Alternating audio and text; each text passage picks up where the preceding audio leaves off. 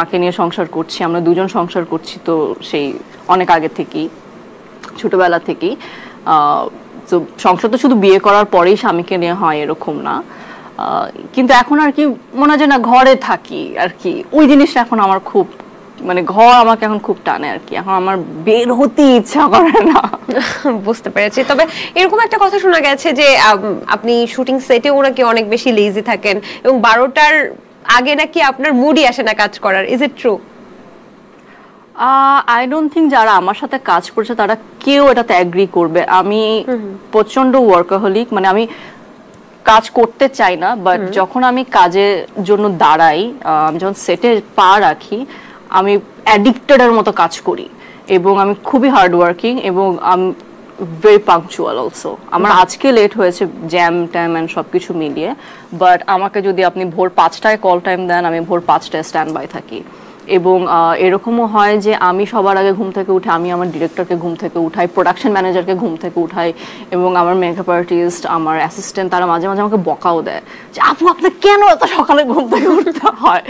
So একদম এগুলা তার মানে এগুলো ভুয়া কথা। একটু জানতে ইচ্ছে করছে যে অর্চিতা স্পর্শিয়া কি পরিমাণ রিচ, এই যে 15-16 বছর কাজ করলেন, কাজ করার পর কি পরিমাণ বাড়ি গাড়ি টাকা পয়সা ব্যাংক ব্যালেন্স কি পরিমাণ হয়েছে? আমার নিজের বাড়ি নেই, আমার কোনো গাড়ি নেই।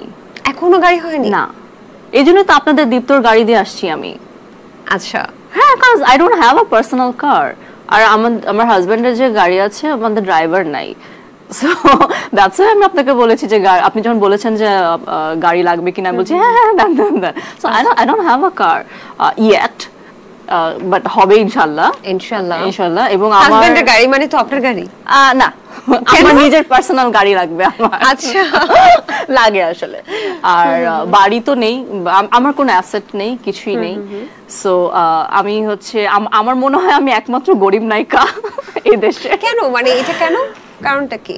নায়িকাদেরকে তো দেখা যায় যে অনেক বেশি আসলে আমি যাই আর্ন করেছি, অনেক কাজ করেছি, true, I am one of the highest paid actress, true, but আমার খরচও অনেক আসলে। এবং আমার জীবনের যত রেসপন্সিবিলিটি, আমার মার রেসপন্সিবিলিটি সব আমার একারই কাঁধের উপরে কিন্তু। সো আমার আসলে ওই আলাদা করে টাকা কোনো কিছু বাঁচে না যে আমি আসলে অ্যাসেট করব। সো আমার করা হয়ে ওঠেনি, and I am extremely bad at finance. So আমার ওইটাও একটা রিজন যে কারণে I am not that rich. তবু আমরা দেখি যে নায়িকারা, আমি মনের দিক দিয়ে অনেক রিচ, সেটা তো আমরা জানি সবাই। তবে দেখি যে নায়িকারা যে অনেক কাজ না করলেও দেখা যায় যে দুবাই সিঙ্গাপুর শুধু ঘুরে ঘুরে বেড়ায়, অনেক টাকা খরচ করে। আপনি বলছিলেন যে আপনার খরচ বেশি,